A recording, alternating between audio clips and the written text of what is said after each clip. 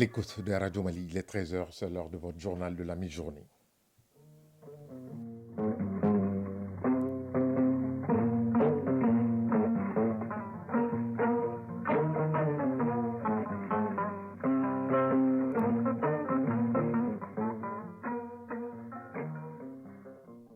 Le journal Ousmane Daou.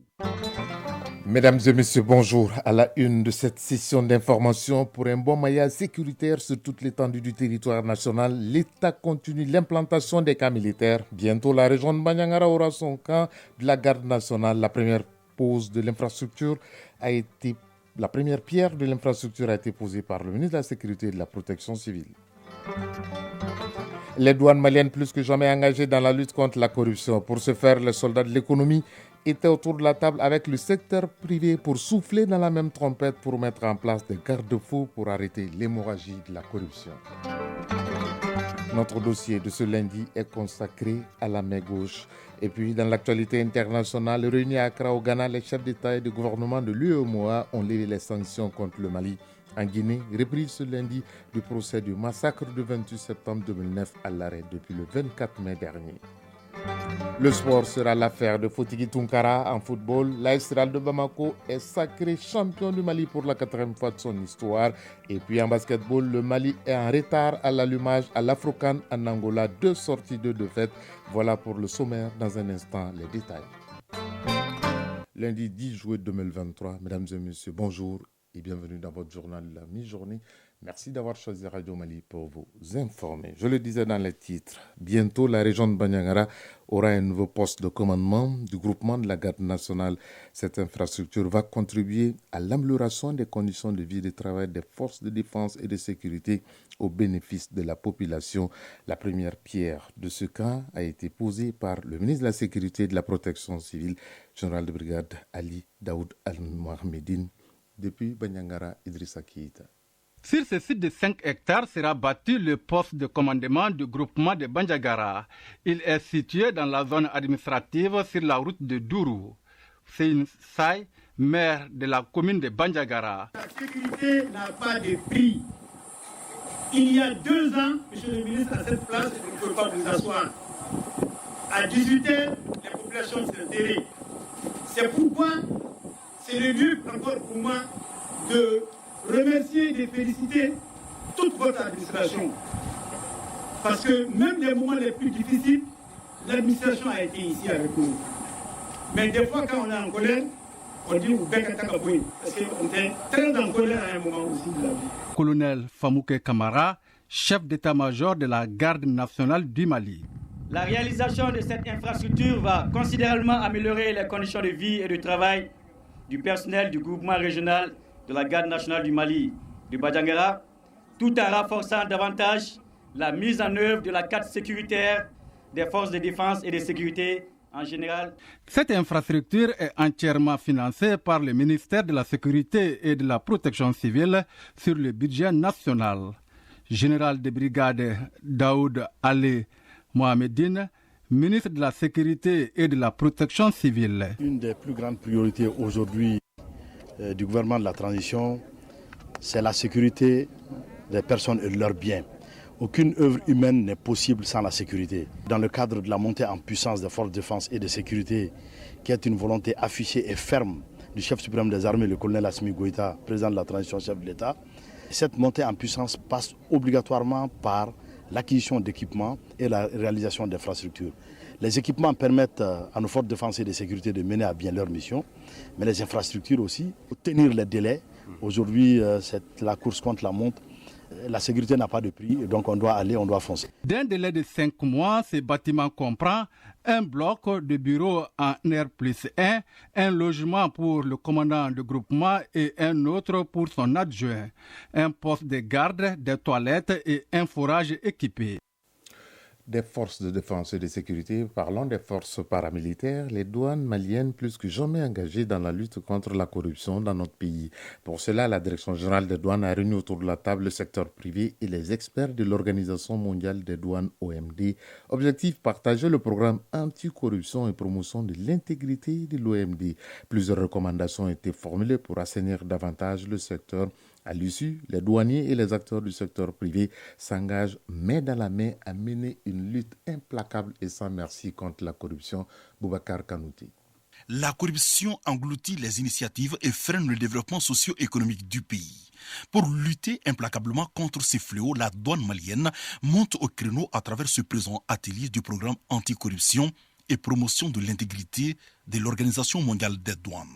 3 jours de travaux ont permis aux douaniers, à des opérateurs privés et autres acteurs de se familiariser avec les mécanismes permettant de contrecarrer toute fraude au sein de la douane. Inspecteur général Amadou Konaté, directeur général des douanes du Mali. Il est de bon ton que lorsque le diagnostic est posé, il convient d'y apporter un remède. Il est temps, et grand temps, qu'on prenne le taureau par les cornes. Tant pour apporter des réponses à la sempiternelle question de la corruption et de promouvoir l'intégrité au sein des administrations, et particulièrement au sein de l'administration des douanes. La lutte contre la corruption et la promotion de l'intégrité est une préoccupation majeure qui s'inscrit en droite ligne de la nouvelle dynamique de gouvernance prônée et encouragée par les plus hautes autorités dans le cadre de la refondation de notre pays. Souleymane Babar Traoré, président du syndicat des transitaires du Mali. Compte tenu de la sensibilité et du rôle extrêmement important de la douane dans l'économie malienne, l'adhésion de la Direction générale des douanes à ces programmes est saluée et encouragée par nous, opérateurs économiques du Mali. Ce renforcement de capacité des soldats de l'économie dans la lutte contre la corruption arrive à point nommé, quand on sait que ceci contribue à renflouer les caisses de l'État, donc un maillon important. Cette rencontre a été un déclic qui présage un nouveau départ, zéro corruption. Jean Lutte, expert ACP. Ces ateliers ont permis de construire un échange constructif entre les représentants des douanes et les représentants du secteur privé, à dialoguer, à échanger autour d'un diagnostic de la situation en matière de lutte contre la corruption et de prévention de l'intégrité, l'identification des attentes, des exigences et des besoins de chacun des acteurs, et en particulier des acteurs du secteur privé, l'élaboration d'une feuille de route qui va permettre dans les prochaines semaines aux différents acteurs du secteur privé et des douanes de se rencontrer. La réussite passe par une action collective, et y compris la population. Plusieurs recommandations ont été formulées, comme la concertation des parties prenantes pour des échanges réguliers, la poursuite des mesures pour la simplification et la dématérialisation des procédures pour plus de transparence et l'instauration des mécanismes de dénonciation. Parlons à présent religion. Les derniers pèlerins de la filière gouvernementale sont arrivés hier soir à Bamako aux environs de 21h temps universel. L'édition 2023 du Hajj s'est bien déroulée dans l'ensemble, même s'il y a eu quelques dysfonctionnements ça et là. Il faut également noter la perte en vie de 7 personnes qui sont décédées de mort naturelle. Toutes ces informations ont été données par le délégué général, Dr Abdoul Fattah Sissé, qui a tiré le bilan de l'édition 2023 au micro de nos envoyés spéciaux à la Mecque, Soumaïla Berté, Youssouf Samaki et Abdoulaye Diop. L'ensemble des pèlerins maliens de la filière gouvernementale ont déjà quitté la Mecque. Dieu merci, ça s'est très bien passé à Médine, à la Mecque et même Mina, Arafat, Muzdalifa. Cette année, il y a eu beaucoup de difficultés parce que compte tenu du nombre de 4 millions de pèlerins, donc c'était vraiment une année de défis. Les jours d'Arafat, il y a eu beaucoup de blocages, mais directement avec l'implication des autorités saoudiennes, ça a été réglé et tout le monde a regagné Mina le lendemain. Et ce qu'il faut noter aussi, que cette année aussi, le Mali a enregistré 7 cas de décès. Ce qu'il faut retenir de ça, cela veut dire qu'il faut vraiment former nos pèlerins. Parce que c'est ce qui nous manque. Et former même notre commission aussi de l'encadrement. Malgré qu'on a commencé à former nos pèlerins depuis 1 an, mais on a compris que jusqu'à maintenant, il faut continuer. Et comment l'opération même des pèlerinages se passe à Médine et comment ça se passe à la Mecque et à Mina, Arafat, Muzdalifa dans les années à venir, Inch'Allah. 13h09, actualité hors du Mali. Les chefs d'État et de gouvernement de l'Union économique et monétaire ouest-africaine, UEMOA, qui se sont réunis en session ordinaire à Accra, dans la capitale ghanéenne, ont décidé samedi de lever les sanctions prises à l'encontre du Mali depuis le 9 janvier 2022. Le Mali était suspendu des organes et institutions de l'UEMOA, l'Union économique monétaire ouest-africaine. L'annonce a été faite par les chefs d'État de l'institution dans un communiqué. En Guinée, c'est ce lundi qui doit reprendre le procès du massacre du 28 septembre 2009 à l'arrêt depuis le 24 mai dernier. 1 mois et demi d'interruption causée par une grève des avocats puis des gardes pénitentiaires. Cela fait bientôt 10 mois que le procès s'est ouvert. Après les victimes, les témoins devront comparaître, puis viendront les confrontations, les plaidoiries et enfin le verdict. Le Soudan du Sud a célébré hier le 12e anniversaire de son indépendance proclamée le 9 juillet 2011, après des décennies de guerre civile avec le régime de Khartoum. Le plus jeune pays du monde avait sombré dans la guerre civile 2 ans après son indépendance. Dans son allocution hier, le président Salva Kiir a réitéré son engagement en faveur du processus de paix qui doit conduire à des élections en 2024 à la télévision nationale. Le président américain Joe Biden est arrivé ce matin à Londres où il s'est entretenu avec le premier ministre britannique Rishi Sunak. Les deux hommes ont fait le tour de leur coopération bilatérale. La rencontre a eu lieu en prélude à un important sommet de l'OTAN, l'organisation du traité de l'Atlantique Nord, prévu demain et mercredi en Lituanie. En Chine, 6 personnes ont perdu la vie et une personne a été blessée. C'était ce matin dans une attaque au couteau. L'attaque est survenue dans une école maternelle dans le sud-est du pays. L'assaillant présumé, âgé de 25 ans, a été arrêté par la police. Les motivations du meurtrier présumé ne sont pas encore connues, mais selon la police chinoise, il s'agit bien de blessures intentionnelles. 13h12, retour ici pour parler de notre dossier de tous les lundis. Elle est une partie intégrante de notre corps, mais quand nous l'attendons au prochain, elle est refusée non pas sans réaction, parfois vive. La main gauche, c'est bien d'elle qu'il s'agit. L'utiliser pour saluer ou poser d'autres bons actes est perçu dans notre société comme un signe de malheur. Pourtant, elle reste utile et nous sert au quotidien.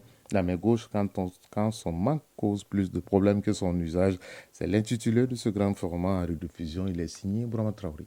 Si saluer son prochain fait partie du code de vie au Mali, lui tendre la main en est encore l'acte le plus visible et le plus concret certainement. Boubacar Keïta se plie à cette exigence sociale à chaque rencontre. Interrogé sur la raison de ne pas saluer avec la main gauche, sa réponse est sans équivoque. Je n'ai jamais donné la main gauche à quelqu'un pour le saluer, quoi. Quand on donne la main gauche à quelqu'un, c'est pour le saboter. Et puis, même ici au Mali, si tu as tendu la main gauche à quelqu'un, il refuse de le prendre. Même le gaucher, il donne la main droite. Quand on a une seule main, quand même, là, on accepte ça. Mais quand on a 2 mains, là, même si tu es gaucher, tu donnes obligatoirement la main droite. L'usage de la main droite pour accomplir ces gestes de politesse a un fondement culturel et éducatif, selon Abdoulaye Maïga et Nouhoum Damélé, 2 citoyens pour qui il est impensable de l'exécuter avec une main interdite. Je ne tends pas la main gauche à quelqu'un pour le saluer, puisque ce n'est pas dans ma culture en réalité. On dit normalement il faut saluer selon l'usage. Ma culture me dit, quand je dois saluer quelqu'un, soit je dis assalamu alaikum, ou bien je lui donne ma main droite. Donc, dans ma culture, ma main gauche n'est pas indiquée pour saluer quelqu'un. Voilà, c'est une question d'éducation. C'est une culture chez nous, parce que depuis à l'enfance, les parents, ils apprennent les enfants à saluer avec la main droite, et non la main gauche.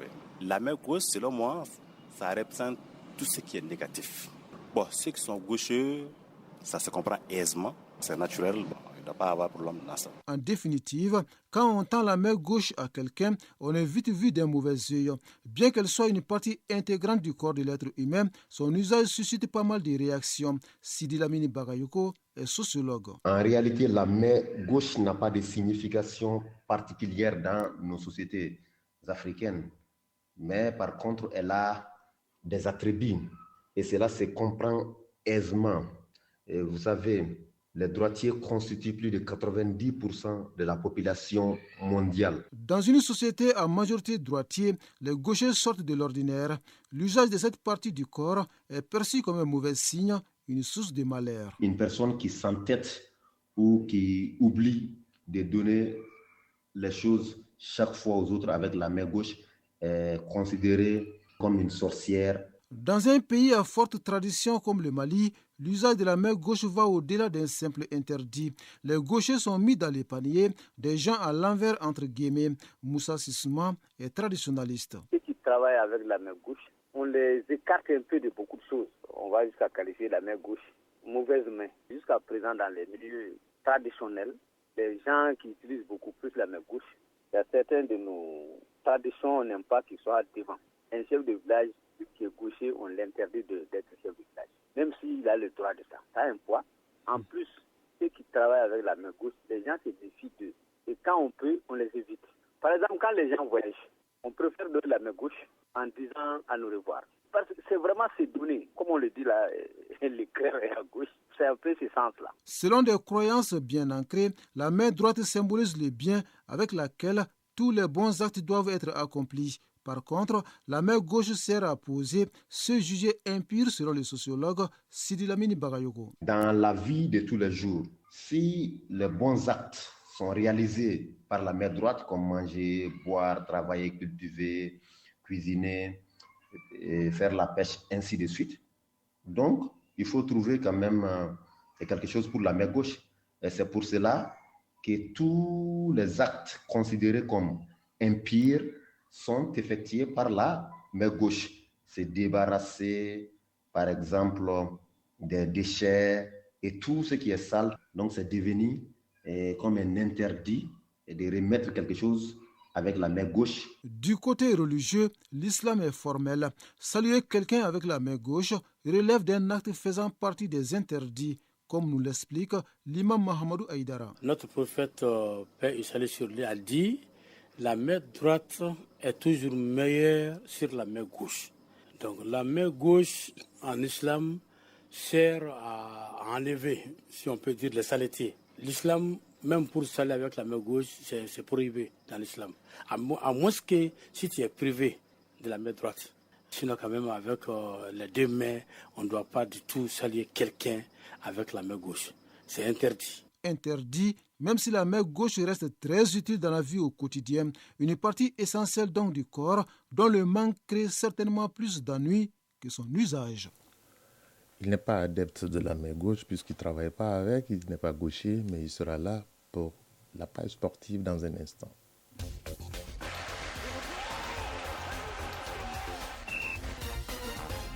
Vous l'avez compris, il s'agit de Fotiki Tunkara puisque nous sommes lundi dans le journal de 13h. Fotiki, bonjour. Bonjour Ousmane, bonjour à tous. Bienvenue dans ce journal de la mi-journée. Merci de l'accueillir. On commence par le football et championnat national, l'AS Real de Bamako, inédite cette année avec le titre de champion. Oui, on va dire enfin, 35 ans après son dernier titre remporté en 1986, le Real de Bamako est sacré champion du Mali au compte de la 30e et dernière journée de la Ligue 1 malienne de football hier au terrain de l'ASB. Les Scorpions de Bamako ont battu Black Stars de Badalabougou par le score sans appel de 6-1 et décrochent ainsi leur 4e titre de l'histoire en embuscade derrière avec 3 points de retard. Au même moment, le Djolba AC a dominé 4-1 et il est olympique au Stade Diarra Achille Klikoro juste un an après son élection, le 12 juillet dernier, à la tête du Real de Bamako, le président Famara Dambélé et son équipe mettent ainsi fin à un championnat à 37 ans de disette pour l'AS Real de Bamako et à 37 ans d'hégémonie du Stade Malien de Bamako et du Djolba AC. Je vous propose à présent de suivre la réaction à chaud du président de l'AS Real de Bamako, Maître Famara Dambélé, que nous avons joint au téléphone. Le 12 juillet, j'ai été élu président du Real. Donc j'avais des objectifs bien précis. J'ai dit que je vais être champion. Je vais être détenteur de la Coupe du Mali et puis être qualifié à la phase de poule de la CAF. Dieu merci. Aujourd'hui, le Real est champion. Nous avons été éliminés à la Coupe du Mali, mais pour la Coupe CAF, nous sommes allés loin parce que nous étions dans la phase de poule. Donc dans notre groupe, on a terminé 3e. Aujourd'hui, vraiment, je suis un président très très heureux parce que mon objectif est atteint. Voilà, Ousmane Daou, c'était là donc la joie de Maître Famara Dambélé, naturellement très iré, à la limite un peu triomphaliste. Comme on le dit souvent, un an pratiquement jour pour jour, 12 juillet 2022 et 10 juillet 2023, l'AS Real est champion. Oui, juste moins de jours pour le 1 an.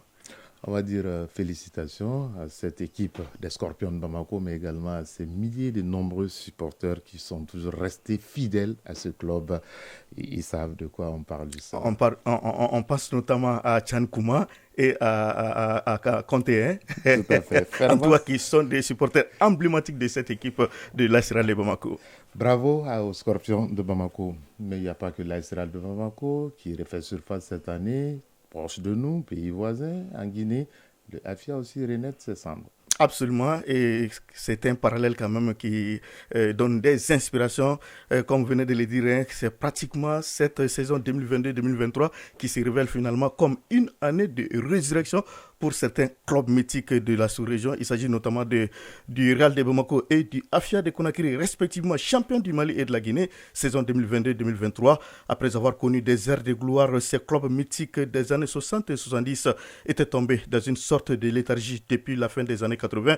Ils renouent ainsi avec un passé glorieux après 37 ans de passage à vide pour le Real et 38 ans d'hibernation pour Afia de Conakry. Si le dernier titre des champions donc pour les Noirs et Blancs de Bamako remontait en 1986, celui des Verts et Blancs de Conakry datait de 1985.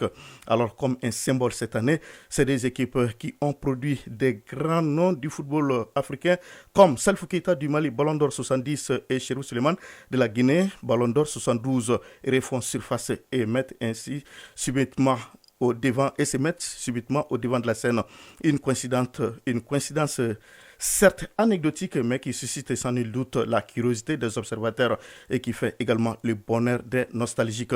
Il reste maintenant à voir si cette renaissance va marquer le début d'une nouvelle ère dans la vie de ces clubs ou si elle constitue tout simplement les signes annonciateurs de l'installation des nouvelles ordres footballistiques au Mali et en Guinée. Tout compte fait, ces deux sacres marquent à la fois la fin d'un cycle et le début d'un autre pour le Real et le Afia, qui renaissent enfin de leurs cendres telles des phénix. Et vous avez évoqué deux grands noms du football, Salif Keita Domingo, premier ballon d'or africain, et Cherif Suleiman, troisième ballon d'or africain. Absolument. Ça veut tout dire ce que les deux clubs ont représenté en Guinée et au Mali. Raison pour laquelle ces sacres concomitamment qui arrivent presque à la même année donnent vraiment des inspirations et on ne sait pas si ça va quand même donner une sorte de déclic à ces clubs mythiques qui ont vraiment marqué l'histoire du football de la sous-région. Rapidement, on termine avec la balle au panier, retard à l'allumage pour le Mali, à l'Afrocan, du côté de l'Angola. Peut-être, est-ce que si on peut parler d'allumage, parce que les équipes n'ont droit qu'à 2 matchs pour la phase de poule et le Mali a déjà grillé ses 2 cartes défaites 56-62 face au Nigeria au compte de la deuxième journée de compétition hier. La sélection malienne a perdu contre son homologue de Nigeria, deuxième revers en autant de matchs. Lors de la première journée samedi, les aigles basketteurs locaux du Mali avaient déjà perdu 72-55 face à l'Angola, pays organisateur. Autre résultat enregistré hier, le Cameroun a perdu contre le Mozambique 65-71. Le Maroc a gagné sur le fil face au Rwanda 59-58. La Côte d'Ivoire a dominé le Gabon 66-52. La phase de groupe s'achève ce lundi avec 4 matchs au programme. Déjà ce matin, le Gabon a battu le Kenya 66-63. La rencontre Mozambique-RDC est en cours actuellement. La Tunisie affronte le Maroc à 14h30. Et à 17h, le Nigeria jouera contre l'Angola. Ousmane, je rappelle que l'Afrocan 2023 est la deuxième édition de cette compétition de basketball organisée par FIBA Afrique. Dans la première phase du tournoi, les 12 nations sont réparties en 4 groupes de 3 équipes. Chaque pays rencontre les 2 autres adversaires de son groupe. Et le Mali a déjà joué ces 2 matchs et les a perdus. Merci Fotiki Tunkara pour cette page sportive bien remplie à 13h passées de 23 minutes à Dramani, région de Caisse, à la fin de cette session d'information qui vous a été présentée par Ousmane Daou, mise en onde Bintou Traoré, mise en ligne Sekou Traoré, réalisation Soumaou Aïdara. Prochain rendez-vous avec l'actualité, c'est à 19h30 si vous êtes à table. Bon appétit, si vous avez fini de manger, bonne digestion. Tout le plaisir a été pour nous de vous servir. Chacun de nous ne peut être une étoile, mais tâchons de briller pour éclairer là où nous sommes. Bonne semaine à toutes et à tous et à très bientôt.